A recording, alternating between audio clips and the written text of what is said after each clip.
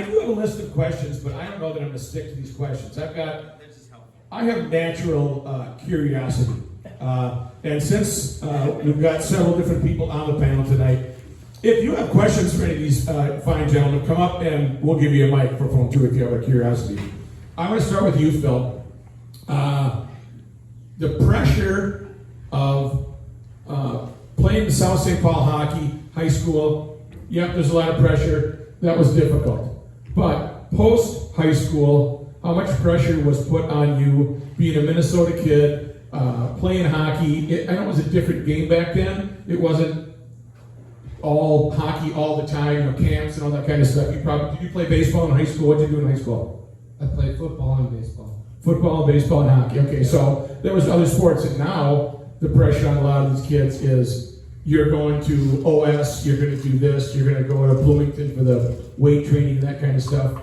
Do you agree or disagree with that? Do you think there still should be 3-sport kids? Yes, I do. I think it develops your athleticism big time. I mean, when you can dive into different sports, but I gotta say, TD, to have 3 dads, man, I feel sorry for you. That's a crusher. And I'm glad we're not talking about politics. I know you know my wife, Senator Karen Housley. It's 24/7 campaign. HousleyForSenate.com. There's her plug if you want to donate. No, I think we're all like-minded here for Karen. But that's all for politics tonight. You're off the hook now with her. So I plugged her. You could go home. And, I could go home happy. No, it's funny. I was sitting at a table with Dave Metzen and a couple other people over there. And we were talking about the path, right? Playing in South St. Paul. Everybody wanted to play for the high school team because it's such a great tradition. Was able to make the high school team as a freshman. We went to the state tournament twice. We should have went 3 times, but my senior year, I played in the World Junior tournament that December, my senior year. So we get to the sections and we beat Sibley handedly twice, 7-2, 7-4. And I told my guys in the locker room, I said, this is going to be the toughest game of your life. And they just sort of frowned about it because we were a little overconfident. We lost to Sibley to get to the state tournament. And you talk about things that stick in your head. That thing will stick in my head forever. But after my senior year, playing baseball, because I did play baseball my sophomore and junior year because, I don't know, I just wanted to, relax a little bit. But I wanted to play my senior year because I didn't want to regret not playing. Right. But after that, I played for the St. Paul Vulcans, the junior team. And then I got an invite to the World Championship team, the national team. And it was a 2-game tryout in Germany. And I made the team, and we went to Tampere, Finland, and I was playing against Wayne Gretzky, the 1980 Red Army team, 2 years removed in 1982, and that was a good indication for me if I was going to turn pro, because I know Dave wanted me to sign at the University of Minnesota. I signed a tender day, so that's all I can say about that. But I knew I was ready to go to Buffalo. But getting back to your question, I think it's really important that kids nowadays dive into other sports, because number one, you're going to get burnt out. You're going to get fried. And all these kids, they think they got to go somewhere to be somewhere to get recognized. If you're good enough, you will get recognized. There's too many scouts out there. You're not going to slip through. And everybody thinks, well, I got to go to Creighton. Sorry, I got to go to Bill Murray. I got to go to here to get recognized, and you don't. If you stick with your buddies, that's what I thought. Stick with your buddies. You're growing up, play through, and everything will work out. Excellent. All right, good answer. Greatest answer.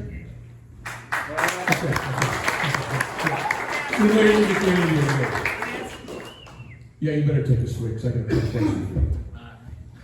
How much have you had to drink tonight? No, I'm kidding. I'm just kidding. I haven't paid for this thing yet. No, I went down there and they said you gotta have cash here in South St. Paul. I didn't bring any cash because it was South St. Paul, and I don't know what's gonna happen in the parking lot here. But so I said Jimmy would stop down later and square with her. Yes. Yeah. In fact, Carl, could you please tell the O'Malley story of him going to the bar that Friday night? O'Malley, the old World War II vet that wanted to set up the... Yeah, can you tell us that? Yeah, I gotta look this way because Michigan can't look at me. But I went to the saloon and I said, I'll take 12 shots of your best whiskey. And I kept looking behind me, and they thought there's 12 people coming, so they poured it. And as he starts pouring it, I start drinking it. And he poured the 12 shot, and I slammed the 12 shot down. And he says, Jesus, I never seen anybody drink like that. And I said, you drink like that if you got what I got. And he says, geez, what do you got? I said, I got $7.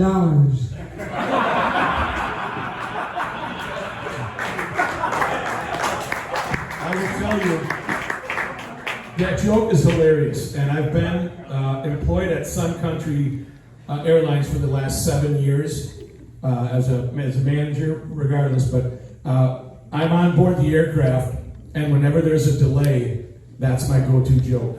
And it loosens up that crowd like you wouldn't believe. So I've been stealing your joke for the past probably 5 years over at Sun Country, just going, that joke is one of the funniest jokes I've ever heard in my life. Use this one.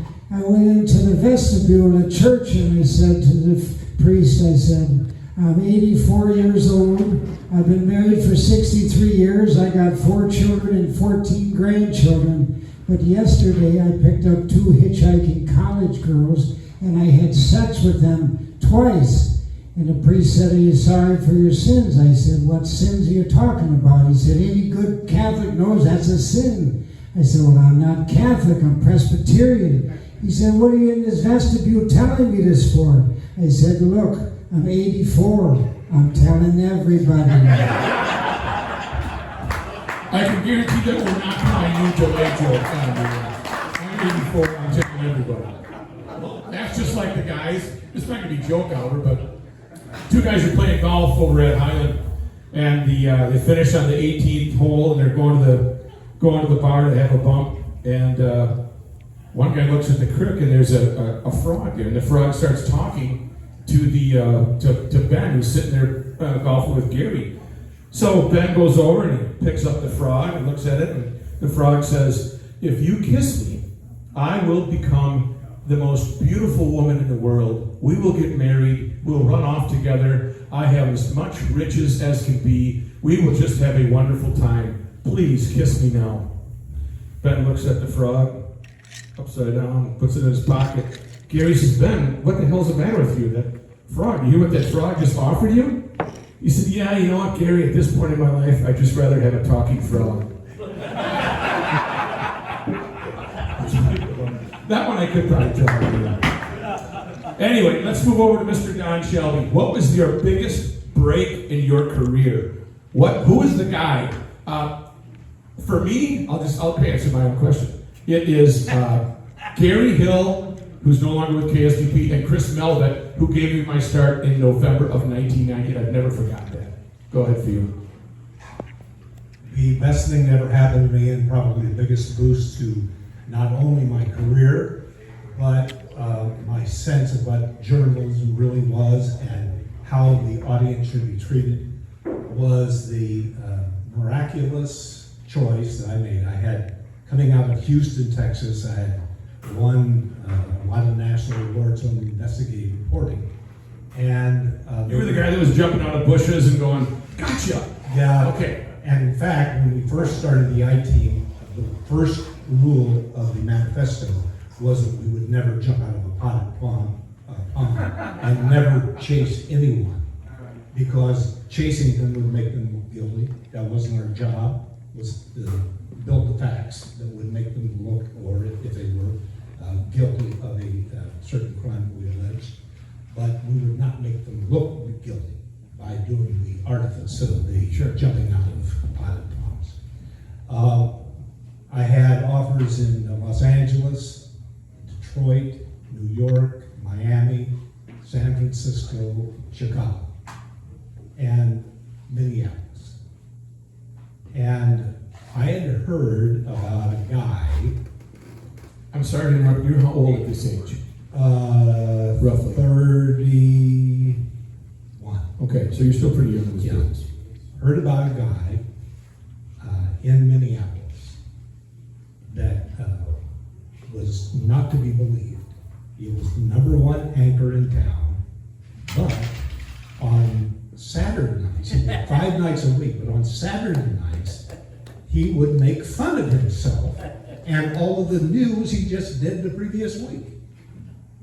And no one, how in the world can you be number one with credibility when you are destroying your credibility on the weekends? Purposely doing that.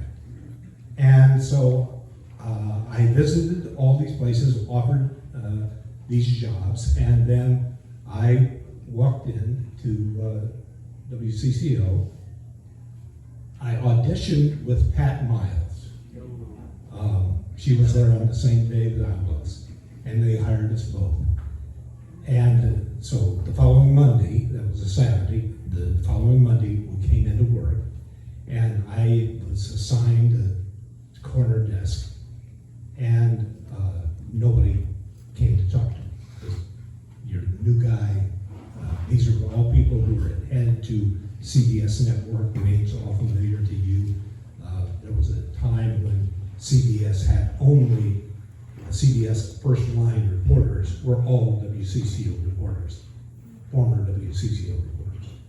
So Jerry Bowen and Bob McNamara and Susan Spencer, they were all from CCO, and so I was kind of alone and by myself and feeling a little bit overwhelmed by these things. But I could see out of the corner of my eye this man, this legendary man, and then I saw him get up, and he walked over to my desk while no one else was speaking to me, and extended his hand and said, "My name's Dave Moore. I sit over here." Like I didn't know who he was. I sit over here, and if you ever need anything, and I mean anything, you come to me first. And I began from that moment forward to emulate him, not emulate him in voice or mannerisms, though I did take on some of those because you couldn't help but be fascinated by his acting ability, because he was first an actor and then a journalist, and he turned into one of the great journalists of local television news. But he had to learn that. He didn't go to journalism school, he went to acting school. And he taught me how to actually act, to tell stories, not be dramatic when you don't have to be melodramatic. And so the best thing that ever happened to me, the very best thing professionally that ever happened to me, was a guy named Dave Moore. Wow, fantastic. Rest in peace, Dave Moore. Excellent, excellent. I never had the chance to meet him, but I remember watching him over the years, and he was like a young, good old grandpa. Not a father figure to me. He was maybe more like a grandpa figure to me. Okay, I never had to tell him goodbye. I do have to ask though, those cities you said you turned down for Minneapolis, there's something missing from that story. That doesn't make any sense. Los Angeles, New York, San Francisco, there's something you're not telling us. Why did you turn down what clearly would have been big time markets with big time money? I can tell you very, very simply, and some people in this room may know this, but for 12 years I was a professional bass fisherman. Okay. For 12 years I was a professional bass fisherman. I fished all the circuit, yes. And I had the biggest boats and the biggest motors and 75 poles, and I fished the big money tournaments. And Ron Handberg, who was the news director, put me in the car, so I'd like to show you around the city. And he drove me around all of the lakes in the city. And he drove me out around Lake Minnetonka, which was legendary in the bass fishing circuit, as being, for the northern lakes, the most prolific bass fishery in America. And flash forward now to 87, with Irwin Jacobs, I started the Don Shelby U.S. Invitational with 9 Bassmaster Classic champions. And so I fell in love with the water. And I said, I can never find anything like this. And the secondary, a very close second was that I went back to Houston and told my wife, I said, I have just found one of the most beautiful places to raise our children. That this seems like a wonderful, wonderful place. And we weren't wrong. And we never left. Sounds like Ron played you like a check. Which is okay, which is pretty good. Well, he knew that I was official. I mean, he could have taken me, to the bridges. He could have taken me to the IBS tower. He could have taken me anywhere. But he knew. I mean, he was a smart dude. He took me a minute time. Know your market. Yeah. All right, let's move on to Mayor Francis. Mayor Francis? I got a question. Yeah, I'm going to do one of your dumb questions. What makes you really angry? No, I'm just kidding. We're not going to be political, but let's tell these people what you plan on doing with your campaign when you are voted in as the next Dakota County Commissioner. Well, mental health is really big for everybody. So that's number 1 focus is mental health. Public safety is number 2, and then transportation is number 3. And within those items, I think that the county does a fairly good job, but we are in the north and they forget about us. We are the oldest of the community. We have the most needs. We have the oldest infrastructure, and so we're not as shiny as the southern part of Dakota County where they're building new homes and roads and all of the things that the county invests in are seen. Our stuff is underground, all the old pipes, all the infrastructure stuff. It's not sexy stuff. Right. And so I think we will be forgotten if we are not, if someone like me is not at the table that understands what South St. Paul, West St. Paul, and Invergrove Heights needs. All right, what's been the toughest part of being mayor? Toughest part of being mayor? I got to tell you that the hardest job that I did was when our police sergeant, Corey Slifko, committed suicide.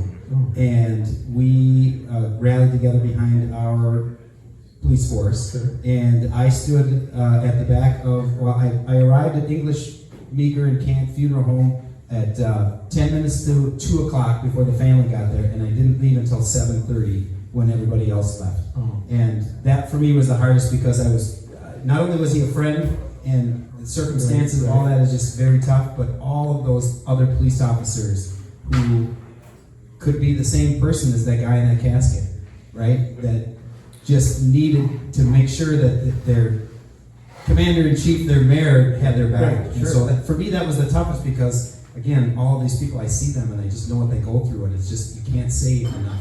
So that was probably the hardest thing as mayor that I've done. Classy move on your part there. Where you going? All right, we're not going to ask you political questions all night, but I am coming back to you. Phil, you're not going to get sports questions all night. Who was your hero growing up? My hero was Guy Lafleur.